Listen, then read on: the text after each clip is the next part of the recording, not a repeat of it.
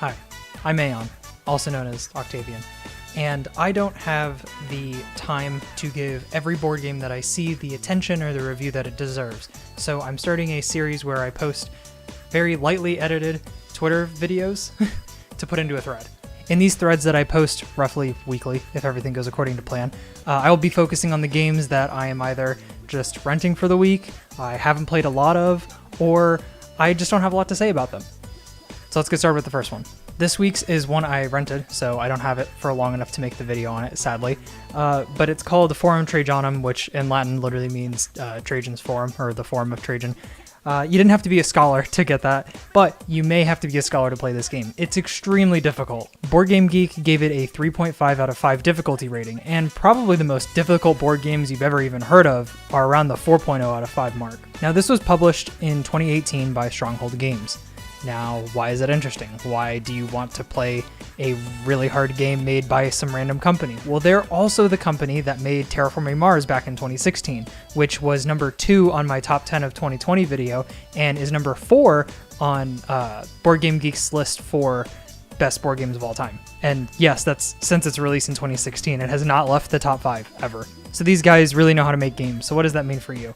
Well, I wouldn't have even picked it out had I not recognized the publisher name. So does it live up to the hype? Well, let's find out. Emperor Trajan plans to have a monument built to honor him for all of eternity. It's the players' jobs to simultaneously develop their own colonia and send envoys back to Rome to help with the building of the Forum. You get points for both, and bonus points for area control, structure design, and types of buildings you construct. Much like the Romans, everything here is on multiple grids. I know I've already mentioned a couple times now that the game is really difficult, but I cannot stress that initial learning curve. The amount of time it takes to go from box to table is honestly insane. From the time that my group of 3 people had opened up and looked at the instruction manual to when we actually started playing our first turn, it was about an hour. There are also 418 pieces to this game.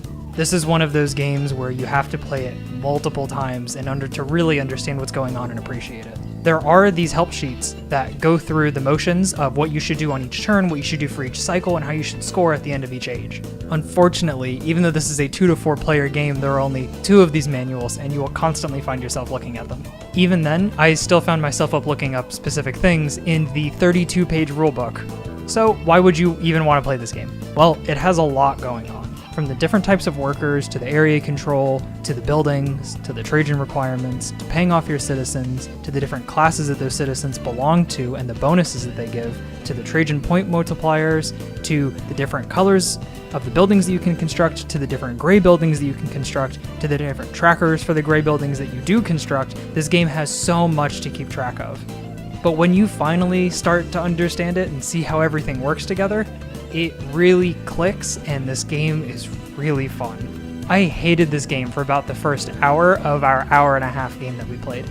That says a lot.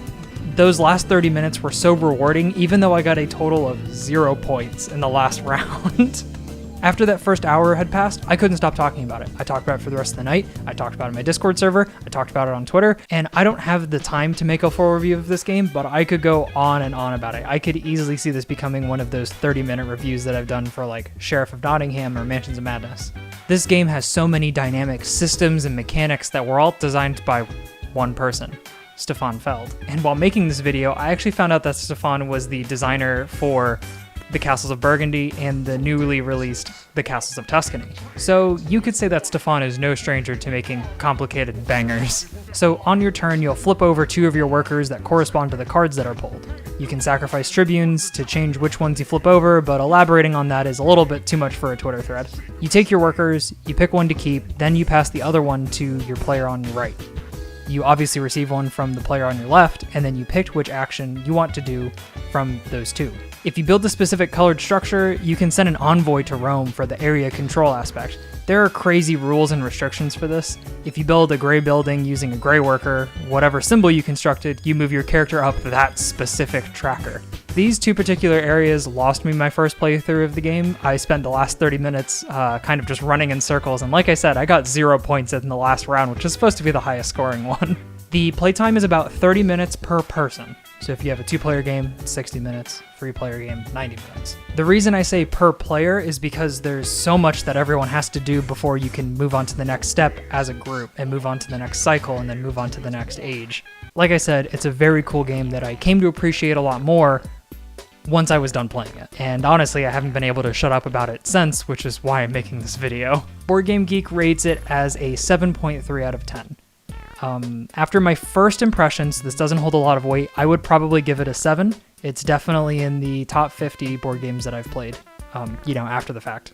I wish I had it longer than 1 week so I could do a full review of this game. To stand out as a Roman-themed game in the 2020s, you're going to have to present something that's truly transformative. And I think this game does that. Do I think it's a must-have? No. But for people that are into this kind of stuff, like particularly Rome or strangely complicated board games, this is right up your alley. Maybe you want something that's more complicated than Catan, but you don't want to sink 4 hours into a single game. This is the one for you. I'd like to thank all of my contributors so far, and I'd like to thank you for watching. Thanks, and I'll see you in the next one.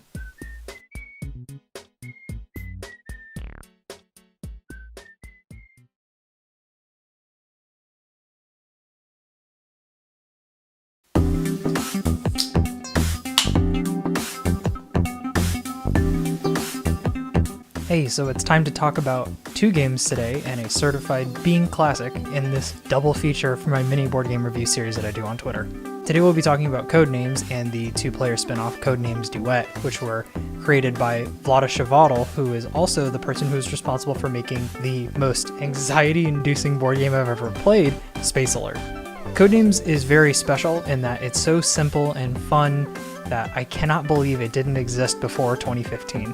So in regular Codenames, you set up a grid of 5x5, so 25 cards, just on the table, and you have people sitting on opposite sides of the table. Why do you have to sit on the opposite side of the table from your teammate? Well, you have a special key card in which you know which cards are important and which ones aren't. Your job is to give clues, without saying the words that are on the cards obviously, to see if your teammate can guess them faster than the other team can. Teams take turns in this game by saying one word as a clue and then giving a number to indicate how many cards that clue applies to. To be more specific, if I were to say baseball 2, could you point out what cards would be related to baseball? You'd eventually come over every option until you see these 2, stadium and park. You know that baseball can be played in both, so you could pick both of those, but then you notice Canada, and you know that Canada has one Major League Baseball team, so you pick stadium, which you feel confident in, but then you pick Canada, which is incorrect. So you lose your turn, and then the other team gets to go. You gotta be careful though, because a wrong guess at the very best could just end your turn and then hand it over to the other team. At worst, it could end the game immediately with you losing if you pick the hidden assassin card. There are also some really cool rules involving like guesses from previous turns, so you could go back and say, oh, park, for those aha moments, or giving out extra words for those oh shit moments. One of my favorite aspects of this game is that when the clue giver is giving a clue, or before their teammate has selected, they have to be quiet the entire time. You can't give any reactions, you can't look at the card that you want them to pick with your eyes, nothing. You have to be a statue. And that brings me to the hardest part of the game, which is remaining stone cold while your team hovers over picking the assassin option. And it's especially painful when you thought that your clue was pretty good. Another rule that I want to go over that I think is just really cool is the first player rule. Now, I did a video a while back on my main channel titled The Little Things, in which I talk about the things that board game developers do to make the physical copies of their games more enjoyable to own, and that one is first player rules. So instead of it being random all the time, the way that you decide who goes first in Codenames is a little bit different. When you select your key card, there is a color on the border on the outside. It's either going to be blue or red. That team goes first, and that team also has one extra card to guess. That's it. It's so simple that I'm really surprised it hadn't been done before. It's just an incredibly simple way to balance who goes first. So now that I've talked about Codenames, a team game that can go up to 100 players, how the hell would you play Codenames Duet, which is specifically meant for 2 players? Well, this is actually really simple. You sit on opposite sides from each other, and the key card is 2-sided. In this one, you're actually working together to complete the board and see who can get their side completed first. Some people would argue that this is just a small tweak that they could have made to the original game, to which I would have to agree with you. However, this isn't as egregious as some of the other Codenames cash grabs, like Deep Undercover, which is the NSFW version, The Simpsons, Disney, Marvel, Harry Potter, and the Blizzard edition. The only spin-off game that I actually think is transformative or worth trying would probably be Codenames Pictures, in which you just have pictures.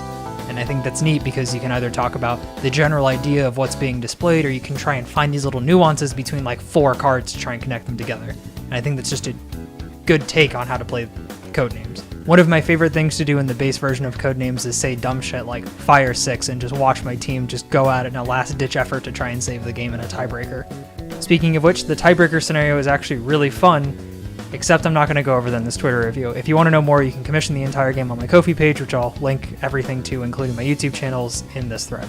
Before I give out the score, I want to talk about 5 things that I think heavily factored into the ratings. Whenever I pull this thing off the shelf, I play the game at least 4 times, and that's because all of the clue cards are double-sided, so if you want to play another game, you just flip them all over. You can flip the orientation of the card, or you can get a new key card, or you can just get all new cards and flip sides so that you have different people giving clues, or you can switch up teams. There's always a way to shake it up. You're never playing the same game twice. The second one is that Codenames Duet has this really dumb mission system that's based on your score of the game with the other person and where the next mission takes. I really didn't even bother finishing reading the rest of this in the instruction manual because it has no bearing on the gameplay. If you've played Codenames and you want to play Codenames Duet, you still have to read the rulebook. There are just widely different rules, just to try and make it different, when again, they could have just made this an expansion or part of a thing in the base game. In Codenames, whenever you guess a card, you have to put a thing over it, whether it's the assassin card, your own team color, no team color, or the enemy team color. However, in Codenames Duet, if somebody guesses it wrong, you just have to tell them, no, you were wrong, and kind of just keep mental note of which ones you've already guessed. This is because your key card on your side is not the same as their key card on their side, so you may cover up one that is related to another clue that somebody needs to give, or vice versa. Giving out clues can take way too long sometimes. People just sit there and they try and find a way to connect 4 cards that their team is going to get, which just isn't going to happen in the first place, and it became such a huge problem when playtesting the game that they included a sand timer. Sometimes when you're really focusing on just to give the perfect clue, people will pull the sand timer out and put it on the table to start the timer on you. Sometimes your teammates do that too. Bonus stage. You can use whatever you want to connect these clues. It's up to you as the clue giver. You can use really bad references, absolute reaches of ideas, or homonyms. So if I say sun 2, you know that I mean male child, or I mean the ball of fire in the sky that I angrily shake my fist at for 5 minutes a day. Overall, I give Codenames a difficulty of a 1 out of 5, and I give it an overall rating of 6 out of 10. That's all the time I have for this Twitter thread. Thank you again for watching another episode of my mini review series. Thanks for watching, and I'll see you in the next one.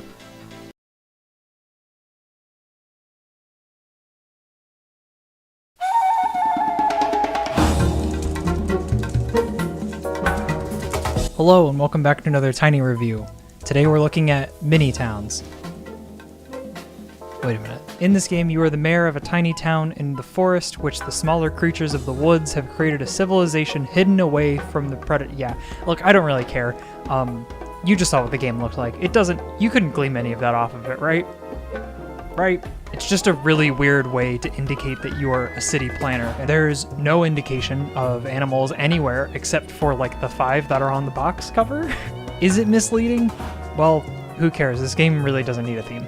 If you like farming games or games with grid management like Agricola or Power Grid, Funkenschlag, then you'll like this one. Each player takes a turn being the master builder. On your turn, you declare what color resource you want. Everyone then gets to pick up that color resource in the form of a cube.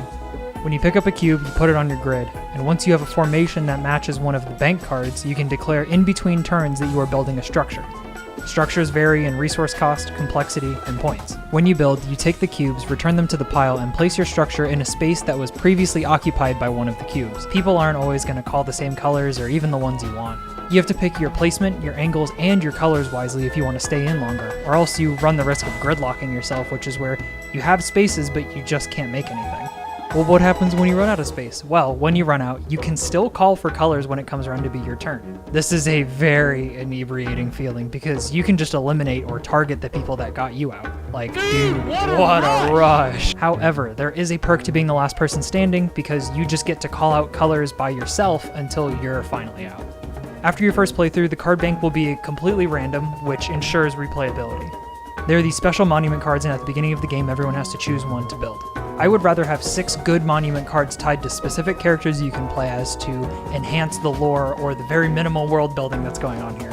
Instead, what we have is a deck of 20 horribly balanced, mismanaged cards that don't look like they have a lot of thought put into them. So for my rating, I'm giving Tiny Towns a 1.75 out of 5 difficulty. This does not take long to learn. You can watch the Watch It Played video if you want, but it takes like 10 minutes to explain at most. As far as the overall rating goes, I'm gonna have to give it a 5 out of 10. It is just a completely average run-of-the-mill game. The scale that I use to rate games for these videos takes a lot of measures and then I average everything out. This scored a 0 in lore and a 0 in game pieces. I mean, the components, like, just, come on. Little wooden cubes, no character pieces. You have these cards that you have to put in sleeves or else they're gonna bend and break and you know which one's which. Being published by AEG, which is one of the biggest publishers out there right now, this was pretty troubling. I just expected more. This is one that I'm glad that I rented instead of just bought it outright and then made a review of it. However, if you do own this game and you do like it, I'm not gonna judge you. You like what you like, that's not a big deal. But I would recommend games like Agricola, All Creatures Big and Small, which is on Steam for $7 and goes on sale for as low as $1.79. I think that's just all around a better version of this game, and you can play it online with your friends. That's it for this week's mini review. You can check out more in-depth reviews on my YouTube channel. You can check out my Twitch for live gaming. You can check out my other YouTube channel, which I'll leave a link to in the thread. And right now we're just playing Persona 4. It's a 100% no commentary playthrough, so if you want to just have something to fall asleep to, I'd really appreciate you dropping by and subscribing, giving it a review, whatever. Thanks for watching, and I'll see you in the next review. Bye.